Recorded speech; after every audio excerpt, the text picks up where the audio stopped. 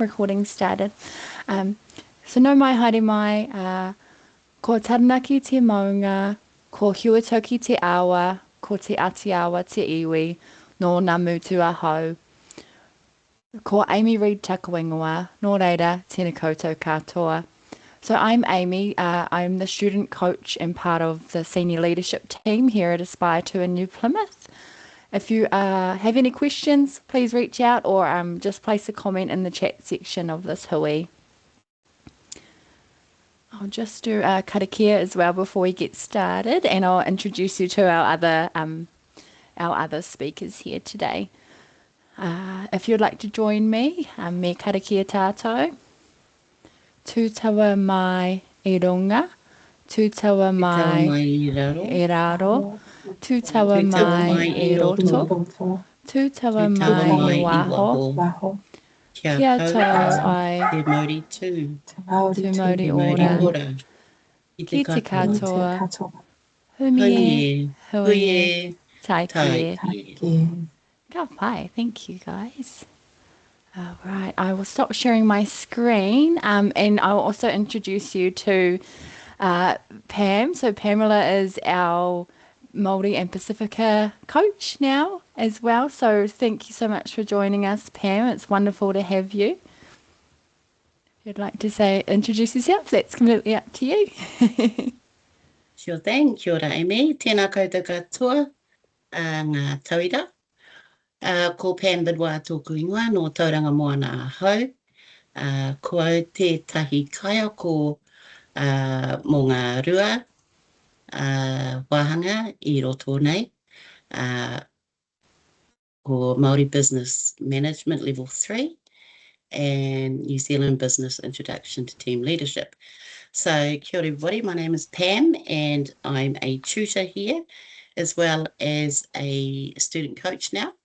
And I look after Level 3 programs, Māori Business Management and Introduction to Team Leadership. I look forward to future conversations with you, or if you need any assistance or anything to do with your program, then either wire mai or email mai kia hau. Nō reira. Kia ora koutou katoa. Kia ora, Pam. Thank you. So our workshop today is on using AI responsibly in assessments. And I have the wonderful Bianca joining us, who is our program manager for our business management program. So thank you so much, Bianca, for coming and joining us today. Ngā mihi, Amy. Ko Bianca tōku ingoa, no horana o ko tipuna, kei te noho au ki ngā motu. My name is Bianca, and I'm the program manager for the Aspire to Business programs. Like Amy, just want to say, if you have any questions, feel free to contact me after the hui in the Teams chat, or you can call me as well. Looking forward to getting to know you a little bit. So thank you for taking the time to join us today. I know many of us are working, having busy lives, and taking some time in the middle of the day for this session is much appreciated. I am going to share a presentation with you, so just bear with me, please, while I set that up. Okay, so today we're going to be talking about using AI responsibly in assessments. So as you are studying online and preparing your assessments, AI can be a very helpful tool, but there are some things to be aware of. So that's what we'll be talking about today. Just want to let you know that if you have any questions during the session, feel free to either, raise the hand on Teams or interrupt me. You can type things into chat as well. I'm totally open to, being interrupted and answering a question. So feel free, don't hesitate to speak up. And I will give some opportunities for people to ask questions along the way as well. Okay, so what is the purpose of this session today? We will talk a little bit about using AI appropriately and effectively. So I'm not here to tell you that AI is bad or that you should never use it. I'm also not going to tell you that you have to use AI, because that is totally up to you. So for those students who do want to use AI when they're studying or when they're preparing assessments, we're offering some guidance here in this session, and we're going to have a look at some examples of good use and maybe not so good use of AI. So it's just about helping you understand how to use AI in a way that supports your learning and to help you produce good work and authentic work. So let's look at learning outcomes. As educators, we love learning outcomes. So this is just to give you an idea of what is this about and what are you going to be able to do at the end of this session. So there's two things that we're going to focus on in this session. We're going to be looking at some examples. So together we'll evaluate appropriate use of AI and inappropriate use of AI. And we're going to talk about how you can use those AI tools appropriately in your own learning and in your own work. So just as a bit of a warm up and to get an idea of where everyone is at, have you used AI tools? And by AI tools, there's many tools out there. The main ones at the moment are ChatGPT, Gemini, Copilot, which is built into a lot of the Microsoft products like Word and Excel, and things like Grammarly that help you with your writing and spelling. I can see one. Yes, I have. Fantastic. Anyone else want to respond? It can be, no, I've never used it. That's also fine. It's just great to get an idea of where we are. You can also do a like or a surprised face, if you have no idea. That's cool. Okay, wonderful. I'm seeing some reactions coming in. That's great. I'm just trying to keep up with all the reactions. Lovely. Use both Copilot and ChatGPT. Yeah. So me personally, I work with ChatGPT a lot. I've used Gemini quite a bit as well, and a little bit of Copilot. So yeah, it's quite good to try these different tools. Okay, that's wonderful, guys. Well, keep them coming. I'll go to the next slide and I'll ask another question. How confident are you about using AI tools? Some of us might be using it daily in our work. Some of us might be using it for personal use. I like to use it for, help me find or create a recipe for me with the 3 things that I have in my fridge. Can be any use of AI. So I'll be quite interested in hearing from you. Yep.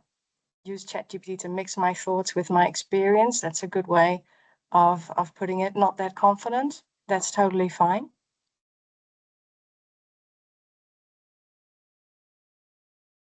I've used it to help build formulas in Excel. Oh, that's a good one. Yeah, I've done that as well. I'm not so good with formulas, and it's really helpful. Tidy my meeting notes and agendas. Yes, I've done that. I like to scribble my notes on a piece of paper, and I've even taken a photo, and I've had AI type it out for me, and it's quite helpful. So that's awesome. Just keep them coming, people, because it's nice, I think, to all see what everyone is doing with AI. I'm moving on to the next slide, and this one is about academic integrity. So what do we mean when we talk about academic integrity? It is all about being honest in your learning. So it means that when you submit work, which could be an assessment, it reflects your own understanding. So we shouldn't use ideas developed by someone else and presenting them as our own ideas. So that example is plagiarism. And we have information about plagiarism in our student information hub as well. So that's just one example. And with AI, we just have to be careful that AI can help us develop our ideas. And that's something that someone here said in the comments as well. So it can help you develop ideas, it can help you think about something, find examples, but it should always support your learning.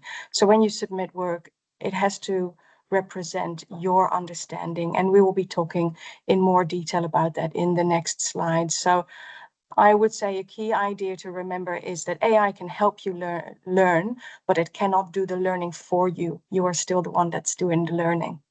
And I've added on the bottom of the slide, for more information about academic integrity, visit our Student Information Hub. So everyone here has access to that, and it has some information to help you with assessment writing. It talks about what's plagiarism and how to avoid crossing those boundaries of what is acceptable and what is not acceptable.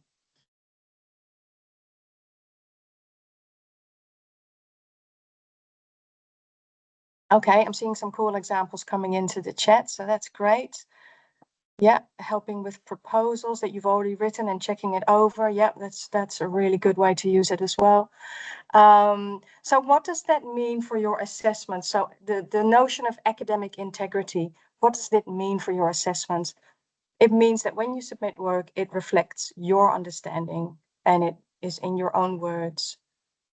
It also means that what you submit is meeting the assessment requirements and it shows your learning.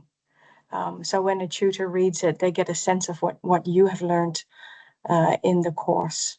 And again, we'll go into a little bit more detail when we look at the examples, because it sounds a little bit abstract right now, but we'll go into more detail. Now, this is an important one. Why does it actually matter? So academic integrity is not just about rules and following rules or breaking rules. It's about your learning. It's about the quality of your learning. So the academic integrity rules help us ensure that assessment is fair for everyone, that the standards are the same for everyone, and that the results reflect what a student can do. It reflects what you can do and what you have learned. It also helps you build real skills that you will need in the workplace. So when you go out there with your qualification, that you're confident that you've actually learned these skills.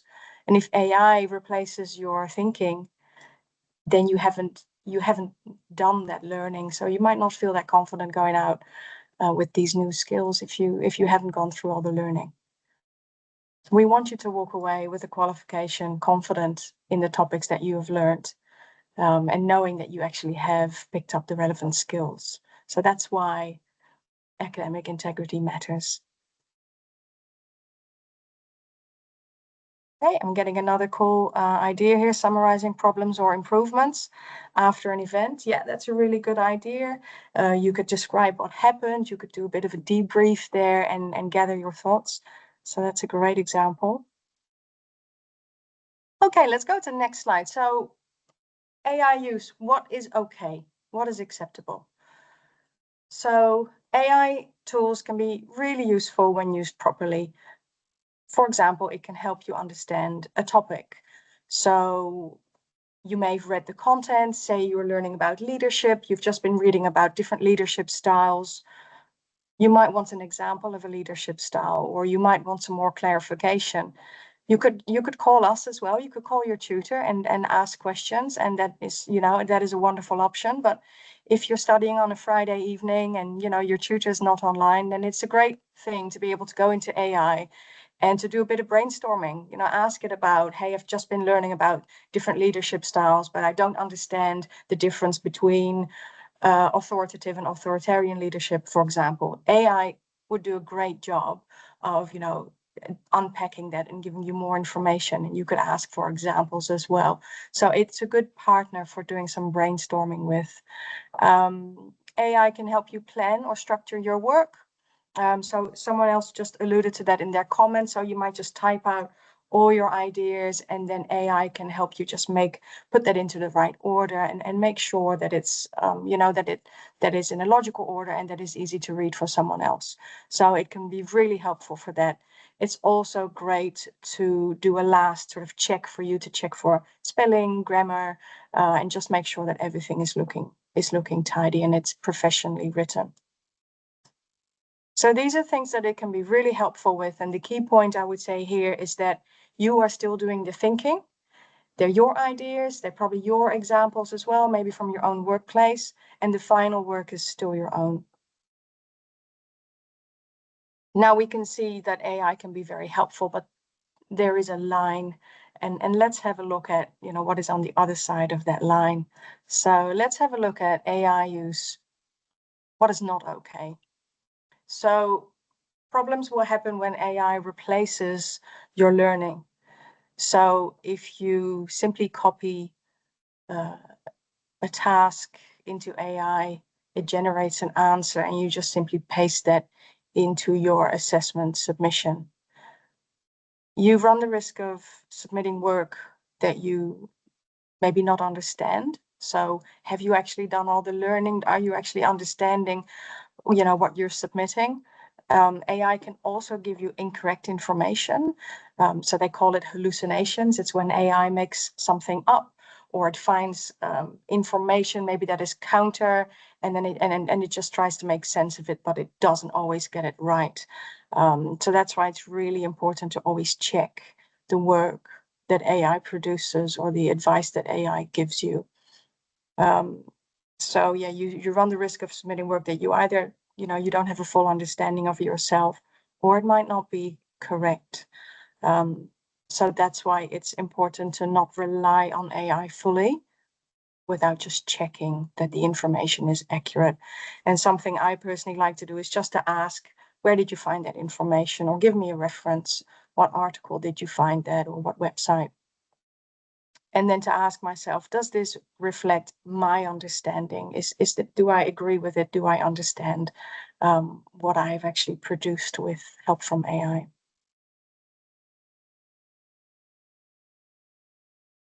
Okay, we'll be looking at some scenarios here, and we'll be just having a look and saying, is this okay or is this not okay? So I'd love to hear your thoughts on these. I might just put up a small poll. I'm just going to experiment with this. So just to check for an X, if you agree or disagree. So this is Jordan. Jordan is writing an assessment. He's written a draft, and then he uses an AI tool to check for grammar and improve clarity. He reviews each suggestion that the AI tool gives him carefully, and he only keeps the changes that improve his work. So what do we think, people? Is this an appropriate use of AI or not? Okay, I can see a hand. Does that mean, yes, I agree, it's appropriate? Yep, okay, thumbs up, very good. Okay, are we seeing the poll that I'm putting up on the screen? I'm just going to see if I can answer that.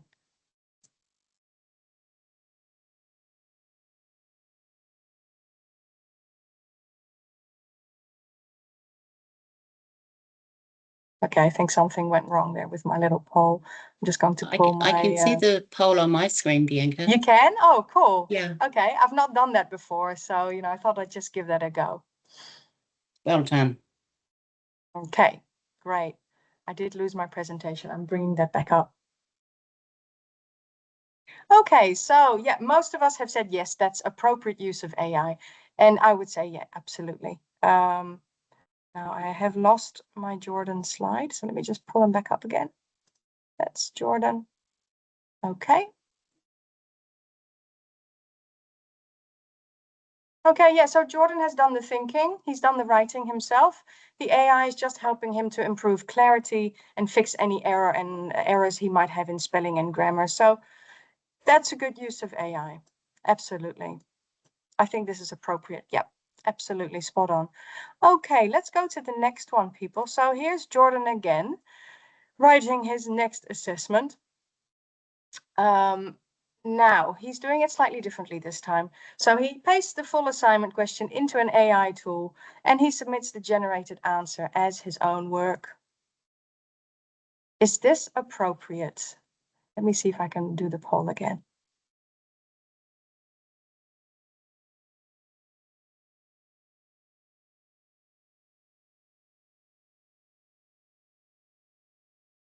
I think the poll should be there now. Okay, great. Yeah, 100% says no, not appropriate. Okay, yeah, that was quite clear, I think, wasn't it? So he hasn't really had any input in this. So AI is replacing his thinking here. It's not supporting it.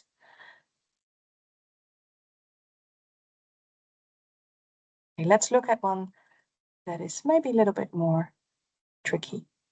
So May. May is doing a presentation. So in option 1, May uses AI to generate ideas and a structure for her presentation. She then edits the content, adds her own examples, and adapts it to the task to make sure it meets the assessment requirements. Option B, May uses AI to generate a full slide deck. She makes a few small changes and then presents it. So which would we say is the better approach? Is it option A, or is it option B?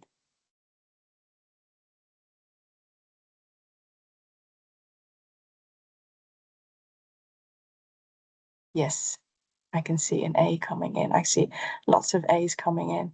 Yes, wonderful.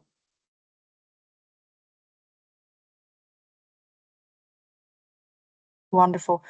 Does anyone want to explain why they've chosen option A? And no pressure if you don't want to do that.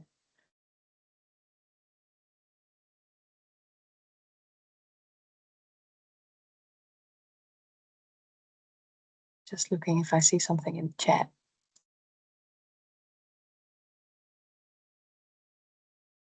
Okay, well, everyone got that one right. So in both instances, May uses AI from the start to help her develop her ideas. But option A is definitely the stronger approach. She is supporting her thinking here. She's still doing the work herself. Option B, she only makes a few changes. The core content is still generated by AI, and it may not fully reflect her own understanding. She might also be missing out on a chance to use examples from her own workplace, from her own life, which is going to make this exercise more meaningful for her learning as well. Yeah, I can see some answers coming in now. That's right. Originally her own ideas. Yes, that's right. Supporting her thinking, adding her own examples. That's great. Kapai. Awesome. Now try to make these a little bit more tricky. So let's have a look at Hannah. So Hannah uses an AI tool to generate ideas and some content for a task in her assignment. She edits it slightly and submits it. The final answer sounds good, but it is quite general and it may not fully address the task. So instead of saying this is right or wrong, I'd like to talk about what are the risks here. So what risks is Hannah running when using AI? And feel free to type into the chat, because there's a couple of issues here, I would say.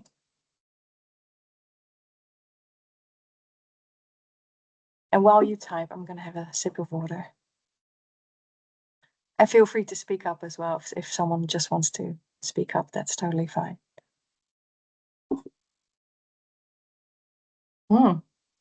Okay, I'm not getting as many this time. Okay.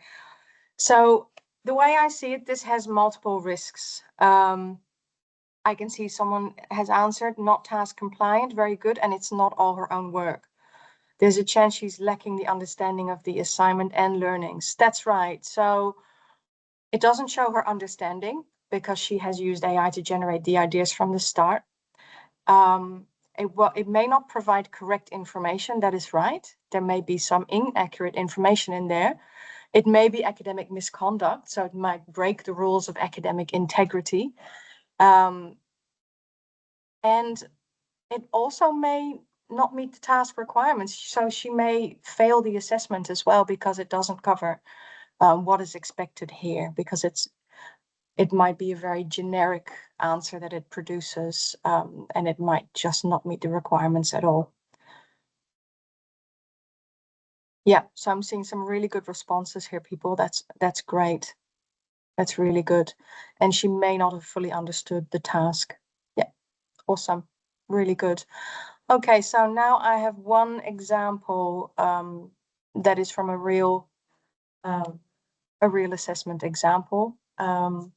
So here we have, and I have to give you a bit of background because we have many programs, and our audience here today, you might be from all different programs. So this is from a level 4 assessment, and this is a small business assessment. So In this program, students develop a business plan for their own small business.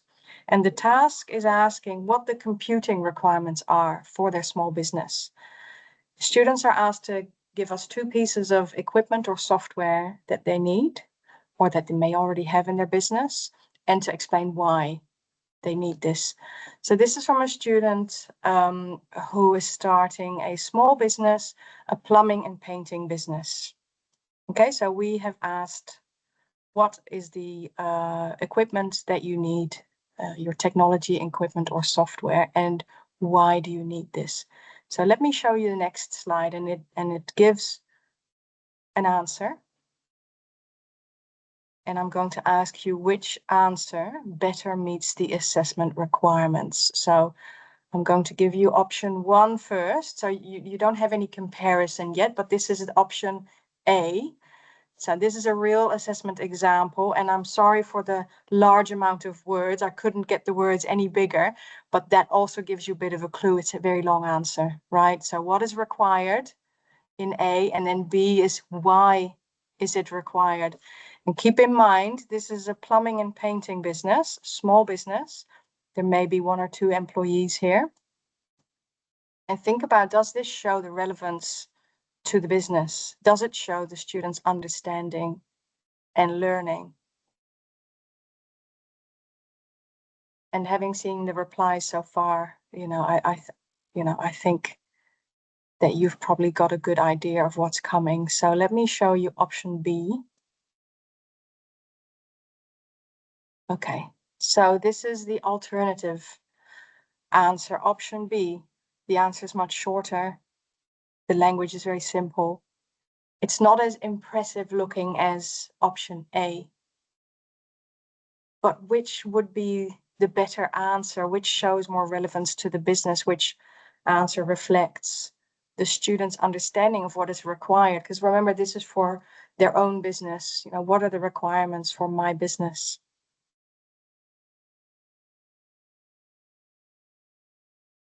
Yep. Yep. Absolutely. Absolutely. So option B is connected to the actual business. This makes sense. If you're running a plumbing and painting business, you probably don't need all those bells and whistles that we saw on option A. That looked more like an AI generated answer. And it's likely that the student just asked AI, what does a business need? What technology needs does a business have? And then you get this huge list of things that a business may need. But if you really sit down and you think about, what do I actually need for my business? You can bring it back to this. I need a laptop. I need good cloud storage to keep track of my clients' information. And the why is really good as well. The student has written about their own business and why this is what they need. So in this situation, the tutor actually spoke to the student and said, hey, look, I think you're missing the mark a little bit here. And yeah, you may have used AI. We're always cautious. We don't want to accuse people of cheating, but AI has led this student up the garden path, right? By just giving her a huge answer, when all we needed was, I need a laptop and I need good cloud storage, or, a couple of mobile phones. So, this could have been quite a simple answer, and it's directly related to her business, which is something that AI doesn't always know if you don't give it the right information. Also, one thing about that first answer, it sounded very impressive, right? It sounded really polished and professional, but it's actually not answering the question correctly. Someone says I'm going to get my glasses. Sorry, I'll try not to use this tiny font all the time. I think that was it. Does anyone have any questions so far, or comments that we need to discuss?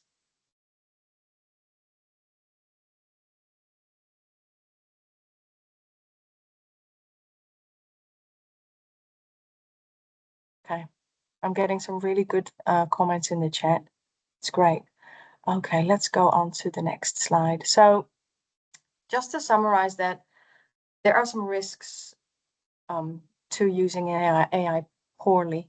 So, and the key message from me, I think, is it doesn't just break rules. So it's not only about academic integrity or trying to to catch people out for using AI, but it's more about, it might not help you be successful. You know, if you're not using it right, you might just miss out on meeting the requirements for the task, and you're missing out on the learning experience as well. So that's really important, is that you use AI. And people have been given great examples here. You can even help it generate ideas, but they do have to be yours, and they do have to be applicable to your situation. And you're always responsible for what you submit, right? And you want to be proud of what you submit, and also be able to talk about it, be able to understand the work that you're submitting. Another big risk of AI use is that you can get incorrect information. So asking for reference, having a look at where the information comes from, is a really important thing to do as well. Someone asks a good question here. Is it okay to paste the question into AI to help me understand the question better? Yes, I would say yes. And you can actually prompt your AI tool in a way that it's going to challenge your thinking and not just try to give you an answer. So there are some techniques that you could use. You could actually say, I'm a student, you know, in this program, and I need to understand this question better. Or I'm thinking about answering it this way with an example from my business. This is an example that I would like to use. Is that appropriate, or will that meet the requirements? And it can give you some good advice. So it is okay to paste the question into AI, but not to just have it generate the answer for you, but to challenge your thinking is a good way of doing it.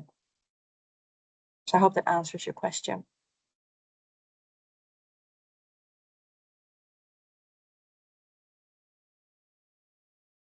Okay, I'll slowly move on to the next slide, but I'm open to questions. So just let us know. Okay, I also just want to point this out, that sometimes a tutor may contact you if there's any confusion or doubts about, you know, how an assessment was written. Please don't be alarmed or offended, because we're just trying to figure out how an assessment is created, how our students work. So your tutor may contact you if your work doesn't reflect your usual style. So say you've already submitted a couple of assessments, suddenly your writing's very different, your tone's very different. A tutor may reach out to you and say, hey, you know, what happened? How did you write that assessment? And maybe that's the first time that you've been using Grammarly, and it created quite a polished sort of writing style. And you can explain that to your tutor. That is okay. But I do have a note about that. We don't always have to have assessments sounding very polished. Like I showed you the example earlier, the student used fairly simple language. You know, she said something like, cloud storage is a no-brainer for my company. It makes so much sense. It's fairly informal writing, but she was absolutely right. So don't be too worried about having to write in really high, lofty language. It has to be professional English, but it doesn't have to be, you know, yeah, very academic. So, and it depends on your assessment and on what sort of task you're working on as well. So please don't feel like, oh, your writing has to be polished by an AI tool. It really doesn't have to be like that. Use it to take out grammar mistakes, spelling mistakes, and produce language that you're proud of. You know, it doesn't have to be overly polished.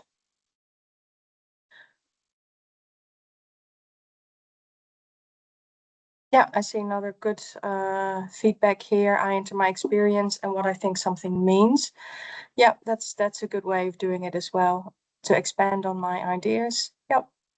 Yeah. Yeah, that's a good suggestion. So these are the things that tutors may follow up on you with you about. So please don't be alarmed if you do get a call and the tutor says, hey, you know, how did you write your assessment? How do you work? And you can tell your tutor what tools you've used.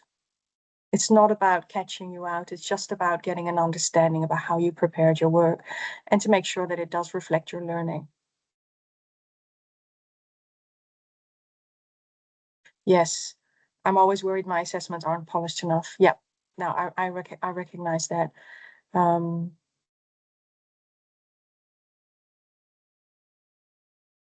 Okay, so I would say key takeaway here is AI can support your study. but it cannot replace your learning. So I've opened with this, and I'll close with this as well. Very useful AI tools out there. You know, don't be afraid to use them, but your work must be your own work, show your understanding, and meet the assessment requirements. And like we've seen earlier, you know, AI can lead you away from meeting the assessment requirements, but you're in charge. You know, if you're critically thinking and making sure that it applies to you and it's reflecting your own ideas, then you're on the right track. And if you're ever unsure about any of this, we are here. So reach out to us, reach out to your tutor, reach out to me. Now we are happy to give you guidance. If there's a specific assessment task that you're struggling with, that you want to unpack, then contact your tutor. If there's an AI tool that you're not sure about, just ask your tutor. We're happy to help. Much better to check early than to realize later that no, it wasn't actually quite right.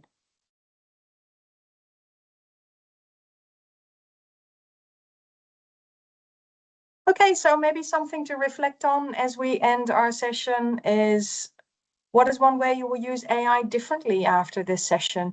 Maybe you've gotten some good ideas here. Maybe people who were not so confident are now feeling a little bit more confident, or at least, you know, happy to give it a go.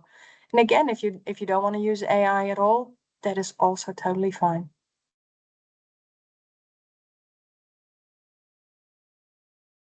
Now, last chance to ask more questions. While I give you my last slide, I would like to ask you to take 2 or 3 minutes to complete a short survey. I'm going to pop the link in the chat here as well.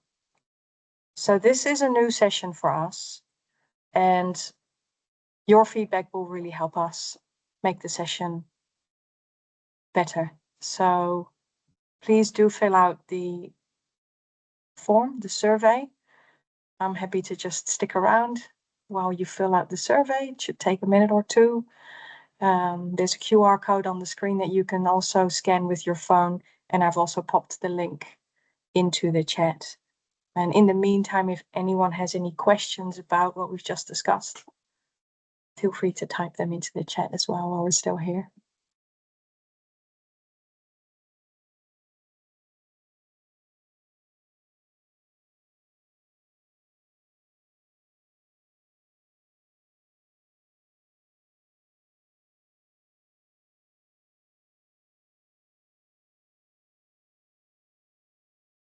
Okay, any further questions while we're still here? Thank you for your time. Thank you for your great comments along the way. I already see a lot of experience and understanding here of AI, so that's really great to see. And I hope the people who were feeling less confident, feeling a little bit more confident now. Oh, thank you. That's lovely feedback. Thank you so much. Thank you so much, Bianca, for holding this session for us to be a part of. I've learned a little bit along the way as well, so it's been very beneficial for me. I'll just share my screen to do closing karakia if everyone is ready to join. Also, any questions, any help that anyone needs regarding studies, time management, assessments, everything like that. Pam and I are here, also your tutors, lovely Bianca as well, if you need us. I'll just share my screen if you're happy with that. Cool. Okay. Oh, and also if you have any questions for Pam and I while we're here too, go for it.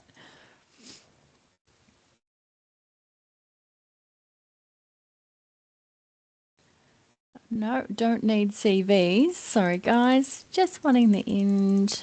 Closing karakia. What's it doing? Don't need to learn about that today. Okay. Not me. Sorry. All right. Me karakia tātou. Kia tau. Tōrangi Mārie.